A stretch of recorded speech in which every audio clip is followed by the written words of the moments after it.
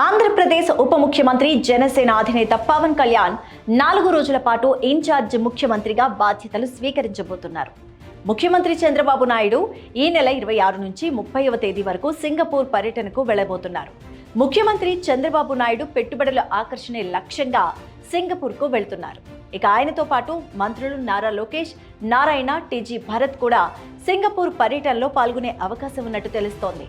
మరి ఈ నేపథ్యంలో పరిపాలనా వ్యవహారాలు సజావుగా సాగేందుకు ఇన్ఛార్జ్ ముఖ్యమంత్రిగా పవన్ కళ్యాణ్ ను నియమించారు చంద్రబాబు నాయుడు.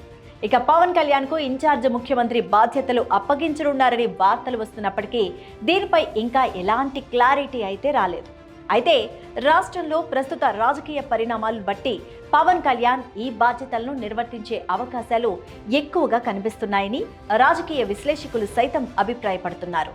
ఇక పవన్ కళ్యాణ్ ఇన్ఛార్జ్ ముఖ్యమంత్రిగా బాధ్యతలు చేపట్టనున్నారనే వార్తలు జనసేన పార్టీ శ్రేణుల్లో ఉత్సాహాన్ని నింపుతున్నాయి. మరి ముఖ్యంగా పవన్ కళ్యాణ్ అభిమానుల్లో కొత్త జోష్ నింపుతున్నాయి.